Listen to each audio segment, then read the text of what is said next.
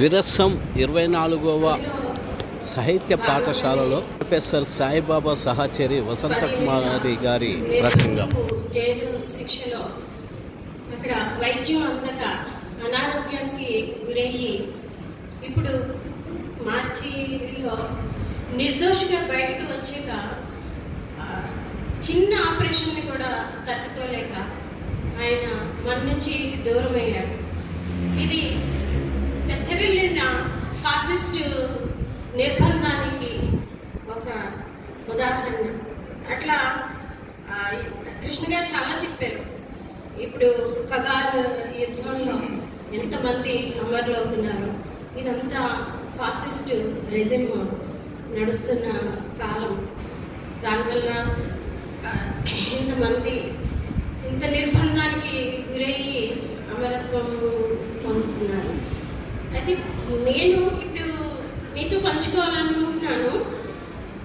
అయితే సాయి నేను ఎట్లా సాహిత్యము ఆ విషయాన్ని మీ ముందు పంచుకోవాలనుకుంటున్నాను. ఒక విషయం మనం గుర్తుంచుకోవాలి, ఇంత ఫాసిస్ట్ నిర్బంధంలో కూడా సాయి ఇంకా ఇతరులు నిర్దోషులుగా విడుదలయ్యి ఒక ఆశావాహక వాతావరణాన్ని మనకి కల్పించారు. ఏంటి అది? ఎంత నిర్బంధమైనా మనం గట్టిగా పోరాడి ఎదుర్కొంటే విజయం మనదే అన్నది అది ప్రపంచ వ్యాప్త ప్రజలకి ఒక ఉదాహరణగా నిలిచింది. అయితే సాయి నా సహచరుడే కాదు, నా చిన్ననాటి స్నేహితుడు. మేము 10th క్లాస్లో ఫ్రెండ్స్ అయ్యాము సాయి. కానీ మా స్నేహం కొనసాగడానికి సాహిత్యమే దోహదపడింది. అప్పుడు గురజాడ అప్పారావు, చలం, శ్రీశ్రీ, ఈ అలసెట్టి ప్రభాకర్, ఈ రచనలన్నీ మేము చదువుతూ సమాజాన్ని అర్థం చేసుకున్నాము. సమాజంలో ఉన్న తారతమ్యాలని, అసమానతల్ని గుర్తించాము. కానీ ఆ కాలంలో ఆ చిన్ననాటి తనం అది మాకు ఏం చేయాలో తెలియదు. ఒక అయితే ఏదో చేయాలి, ఇలా ఎందుకు సాగుతుంది అని అయితే అనుకున్నాము. ఆ సందర్భంలోనే సాహిత్యంలో అక్కడ మా అమలాపురం మా ఊరు ఒక గ్రంథాలయం ఉండేది. ఆ గ్రంథాలయంలో పుస్తకాలు కూడా వెళ్ళి చదువుకునే వాళ్ళం. అనువాదాలు శరత్ చంద్రవి, రామచంద్రవి అనువాదాలు ఉండేవి. ఇవి దానివల్ల అసలు సమాజంలో సామాన్య ప్రజల పరిస్థితులు ఏమిటి, ఎట్లా దోపిడీకి గురవుతున్నారు అన్నదంతా ఆ సాహిత్యం నుండే మాకు అర్థమైంది. సాయి యొక్క నా స్నేహితుడే కాదు, కవి కూడాను, ఇంకా కార్యకర్త, ఇంకా ఉపాధ్యాయుడు కూడాను. సాయికి బోధించడం అంటే తన ప్రాణం, తన బలం, ఎంత ప్యాషన్ అంటే అది తను నిరంతరం రోజు చదువుతాడు, చదివింది 10 మందికి బోధిస్తాడు. అది చిన్నప్పటి నుంచి అలవాటు తనకి. మళ్ళీ ఏ పని చేసినా ఒక ప్రణాళికాబద్ధంగా చేస్తాడు.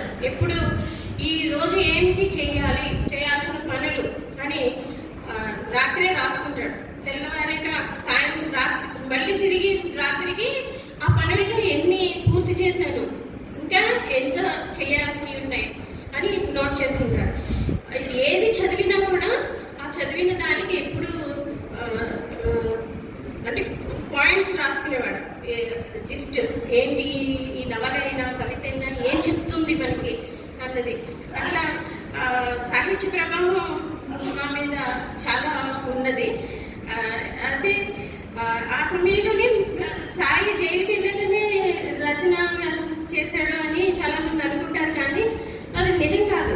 మేము మా చిన్నప్పుడే మా కాలేజ్ మ్యాగజైన్కి కవితలు, కథలు రాసాము. సాయి కూడా మ్యాగజైన్ ఎడిటర్గా కూడా, కాలేజ్ మ్యాగజైన్కి ఎడిటర్గా కూడా పనిచేశాడు. అయితే ఈ 15 సంవత్సరాల వయసులో మాకు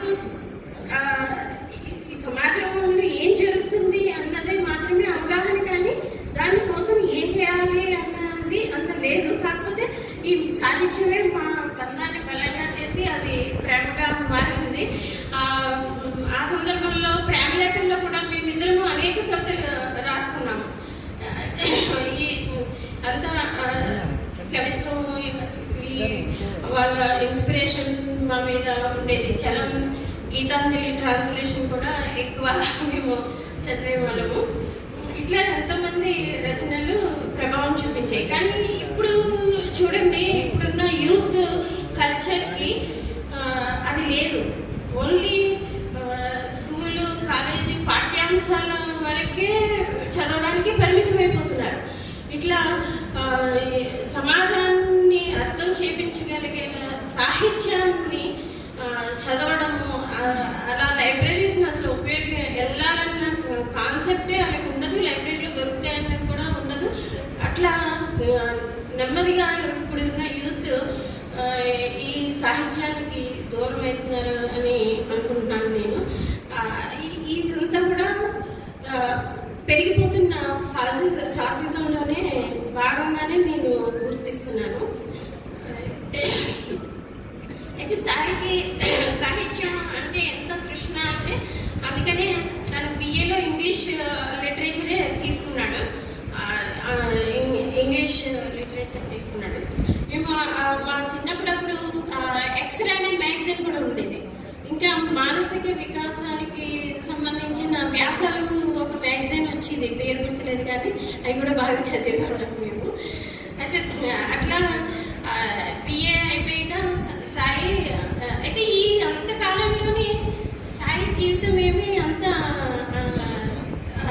అందరూ అనుకున్నంత అలవోకగా ఏం గడవలేదు. చాలా కష్టాలు, చాలా పేద కుటుంబము. ఒక పూరి గుడిసెలో కిరోసిన్ దీపంలోనే అతను ఈ చదువు సాగించేవాడు. చేతులకి చెప్పులు వేసుకుని ఎంత దూరమైనా వెళ్ళేవాడు. అట్లా వాళ్ళ నాన్నగారైనా తమ్ముడైనా ఫ్రెండ్స్ సైకిల్ ముందు సాయిని కూర్చోబెట్టుకుని కాలేజీకి ఇంకెక్కడికి వెళ్ళాలన్నా తీసుకుని వెళ్ళేవారు అనమాట.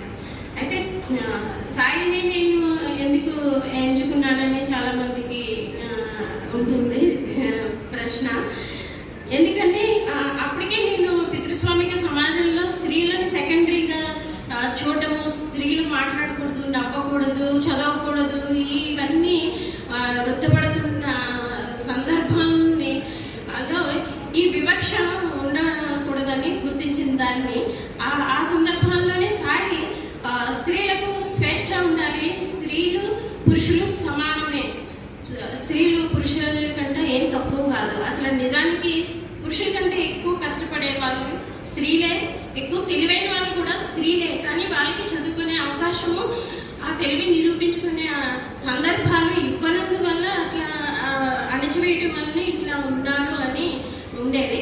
అట్లా ఆ విధంగా ఆ భావాలకి నేను సాయి నా భావాలు, మా ఇద్దరి థాట్స్ ఒకేలాగా ఉండడమే మా ప్రేమ తర్వాత పెళ్లిగా దారి చేసింది.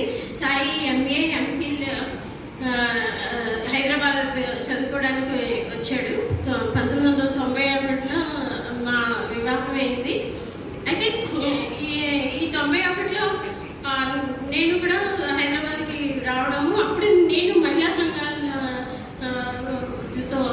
సంబంధాలు ఉండి ముఖ్యంగా అప్పుడు మహిళా చేతన అనే సంఘం ఉండేది. దాని తర్వాత చైతన్య మహిళా సంఘంగా ఇప్పుడు పనిచేస్తుంది.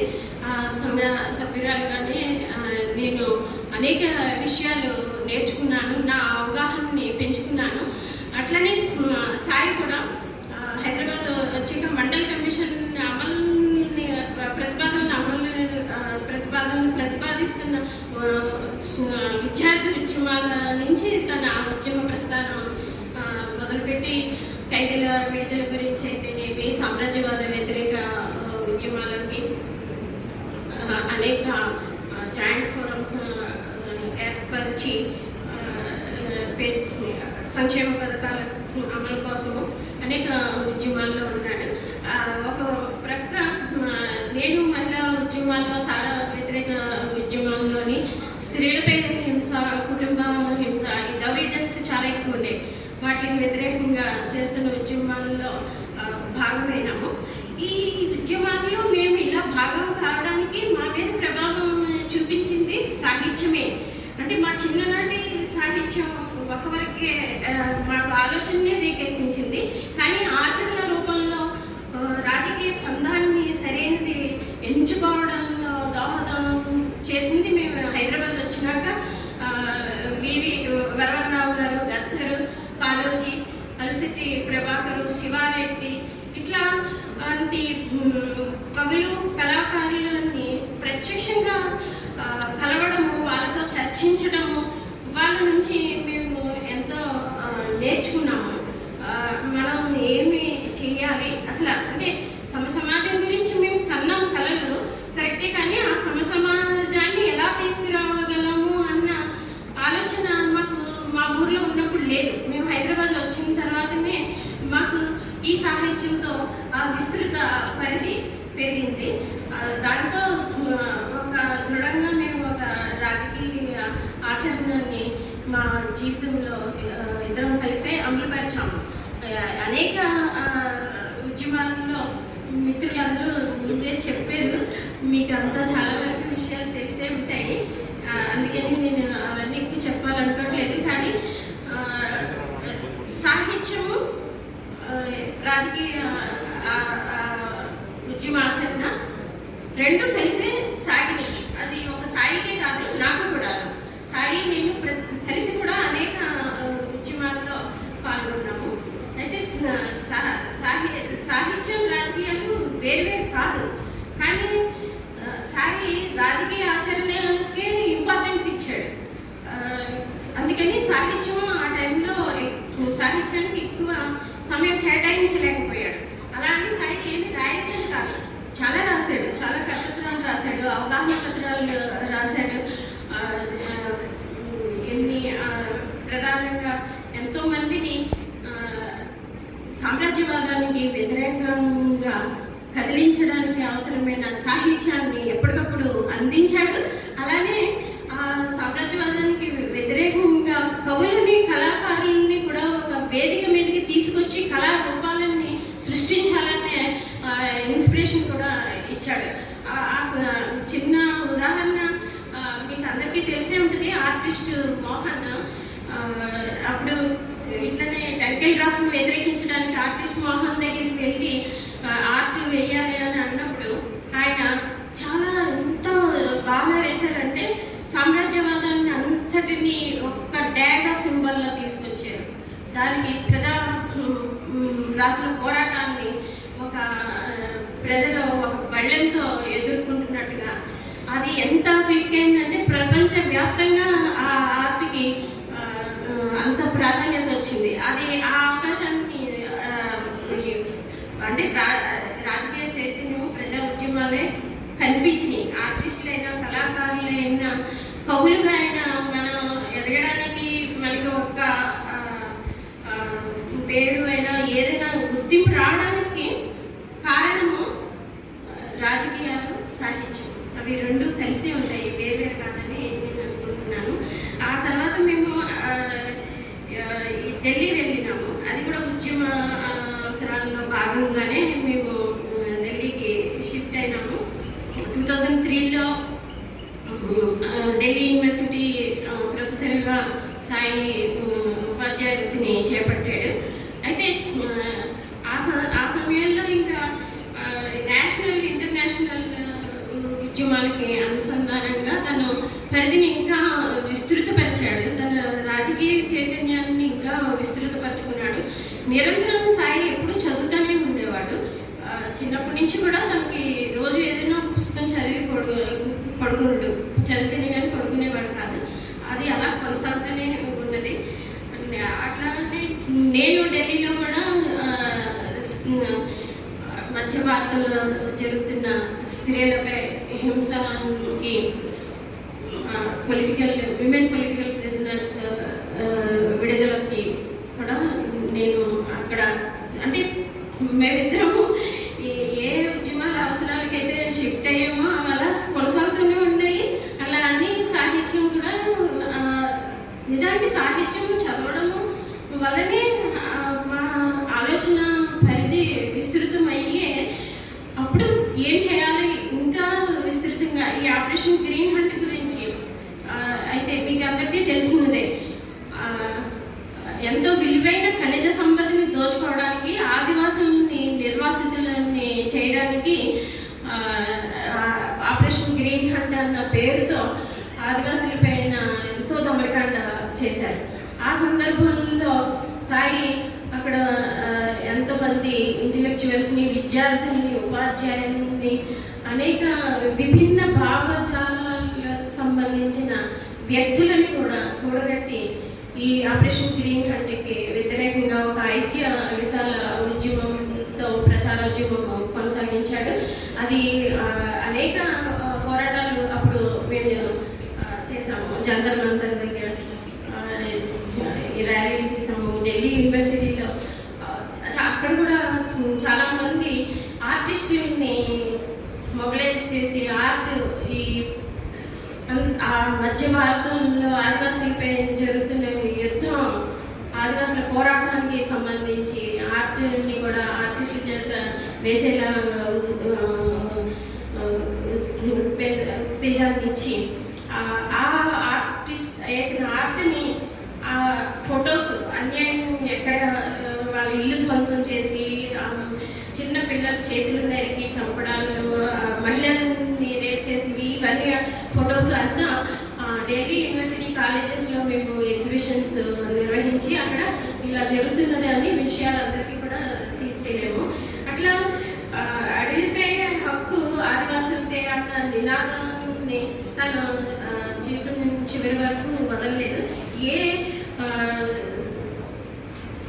ఏ సమాజం అంటే ఏ పీడిత ప్రజల పక్షాన్ని అయితే నిలబడ్డాడో, ఎంత నిర్బంధం వచ్చినా ఆ హక్కులపై పోరాటాన్ని చివరి వరకు కొనసాగించాడు. మన అప్పుడు అసలు మీకు ఇంకొక చిన్న ఉదాహరణ చెప్పాలనుకుంటున్నాను. ఒక పక్క చర్చలు అని చెప్తూనే ఆజాద్ సిసి మెంబర్ ఆజాద్, ఇంకా హేమచంద్ర దేశపాండే అని హేమచంద్ర పాండే ఆయన్ని అన్యాయంగా పొటికప్ ఎన్కౌంటర్లో చంపేశారు. చర్చలు ఒక పక్క చర్చలు అంటూనే వీళ్ళు ఎక్కడో ట్రావెల్ చేస్తున్న వాళ్ళని పట్టుకుని చంపి తెలంగాణలో ఒక ప్రాంతంలో పడేశారు. ఆ సమయంలో అప్పుడు ఆ హేమచంద్ర పాండే పార్థివ దేహాన్ని ఢిల్లీ రాజధాని నడిగొట్టిన పార్లమెంట్ స్ట్రీట్లో ఉంచి నివాళులు అర్పించి అంత్యక్రియలు చేసే సాహసంకి మా కారణం ఈ రాజకీయ చైతన్యమే. అట్లా ఆ సందర్భం పంచుకున్నా. అట్లానే వాసుగూడ ఎన్కౌంటర్ గురించి కూడా అప్పుడే అరెస్ట్ అయ్యి బయటికి బెయిల్ మీద వచ్చి కూడా వెంటనే మళ్ళీ అదే ఖండించాడు. చివరికి ఇప్పుడు కూడా అదే నిర్దోషిగా విడుదలయ్యి వచ్చిన వెంటనే కూడా పాలస్తీన్ల మీద జరుగుతున్న అన్యాయం గురించి కూడా తను మాట్లాడాడు. అంటే ఆ విధంగా ఎప్పుడైనా కూడా తను భయపడలేదు. తను ఏమనుకున్నాడు అంటే ఒక కవిగా, రచయితగానే తను పేరు పొందాలని ఆశించలేదు. తను ఏమనుకున్నాడంటే తన భావజాలాన్ని అందరికీ పంచాలనుకున్నాడు. తన భావజాలం ఏంటి? సమాజ అభివృద్ధికి ఉపయోగపడే భావజాలం, సమాజ పురోగమాభివృద్ధికి ఉపయోగించే భావజాలాన్ని 10 మందికి తీసుకెళ్ళడం గురించే ఆలోచించాడు. తన మాటలు అందరికీ వెళ్ళాలన్న దానికే తనని పరిమితం చేసుకున్నాడు. కాబట్టి తనంతా ఎక్కువ రచనలు మనకి ఇప్పుడు నిజానికి ఉద్యమం పత్రికలో చాలానే రాశాడు. అవన్నీ ఎక్కడ ఏమున్నాయో మిగతా కంప్లైంట్స్ కలెక్ట్ చేయాలి. అట్లా ఎన్నో విషయాలు అక్కడ చేసాం. అంటే మనం క్రియేటివ్గా ఏం చేయొచ్చు. ఇంకా ఆపరేషన్ గ్రీన్ హంట్కి వ్యతిరేకంగా ఆర్ట్ వర్క్షాప్స్ కూడా నిర్వహించాము అక్కడ మేము. కల్చరల్ ప్రోగ్రామ్స్, వీధి నాటికలు అవన్నీ కూడా చేసే దాన్ని క్యాంపెయిన్ని తీవ్ర రూపాన్ని తీసుకెళ్ళాము. సాయి అయితే విదేశాలలో కూడా ఇక్కడ మధ్య భారతంలో ప్రజలపై జరుగుతున్న అన్యాయాన్ని అంతా ప్రచారం చేశాడు. అక్కడ ఆ భారతదేశం ఆపరేషన్ గ్రీన్ హంట్ పేరుతో చేస్తున్న అన్యాయాన్ని ఖండించేలా విదేశీ అంతర్జాతీయ ఖండాన్ని కూడా కూడగట్టిండు. ఆ విధంగా ఏమైందంటే అసలు సాయి మీద ఇంత కక్ష నిర్బంధం ఆ టైంలో అనేక ఎంఓయూస్ పై ఖనిజాల తవ్వకాలకి సంతకాలు చేసిన కొన్ని కంపెనీలు ఈ ఆపరేషన్ గ్రీన్ హంట్కి వ్యతిరేక ఉద్యమం తీవ్రమవడంతో కొన్ని ఎంఓయూస్ ఆ ఒప్పందాన్ని విరమించుకుని వెనక్కి వెళ్ళిపోయినాయి. అదే భారతదేశానికి బాగా కక్ష. ఈ అంతర్జాతీయంగా భారతదేశం యొక్క హింస, భారతదేశం ప్రజలపై జరుగుతున్న హింసని ప్రపంచవ్యాప్తంగా తీసుకెళ్ళాడని, ఇంకా ఈ ఎంఓఎస్ వెనక్కి వెళ్ళినాయి అని సాయి మీద ఒక కక్షతో అర్బన్ నక్సల్ అన్న కొత్త పదాన్ని సృష్టించి యుఏపిఏ అన్న నల్ల చట్టాలతో పోరాడుతున్న ప్రతి ఒక్కరిని నిర్బంధంలో తీసుకున్నారు. ఆ నిర్బంధం ఇంకా కొనసాగుతూనే ఉంది. అంటే ఇక్కడ మనం గమనించాల్సింది ఏంటంటే యుఏపిఏ లాంటి చట్టాలతో భావజాలాన్ని నేర పరిధిలోకి తీసుకొస్తున్నారు. నేరం అంటే ఏదైనా మనం ఒక ప్రజలకి నష్టం కలిగించే విధ్వంసమైన ప్రాణహాని అయినా చేసి ఉంటే అది నేరంగా పరిగణించాలి. కానీ ఇక్కడ భావజాలాన్ని నేర పరిధిలోకి తీసుకొచ్చి శిక్ష వేసి ఇది మొట్టమొదటిసారి సాయిది ఒక కేస్ స్టడీ లాగా స్టార్ట్ చేశారు. సాయి ఇంటి మీద రైడ్, తర్వాత అన్ని ఎత్తుకోవడం, అరెస్టు, అది 10 సంవత్సరాలు జీవిత ఖైదు శిక్ష. అంటే నేరం లేదు, సాక్ష్యం లేదు, కానీ జీవిత ఖైదు శిక్ష విధించారు. అట్లా ఇప్పటికీ ఇంకా అదే యుఏపిఏని అందరి మీద కూడా ఉపయోగిస్తున్నారు. భీమా కొరేవ్ గారు కూడా మీకు తెలిసినదే. అట్లా అయింది. ఏమైనా ఈ సందర్భంలో ఎంత ఈ ఉద్యమాల్లో ఎంత తలమునిగి అయ్యి సాయి పనిచేసినా కూడా తన ఉపాధ్యాయ వృత్తికి ఎప్పుడు అన్యాయం చేయలేదు. ఒక పక్క రాత్రి క్లాసులు ప్రిపేర్ అయ్యి వెళ్ళేవాడు. అంతా విద్యార్థులకి ఎంతో విషయాలు బోధించేవాడు, నోట్స్ కూడా ఇచ్చేవాడు. తనకి బోధన అంటే అంత అభిమానము, ఇష్టము.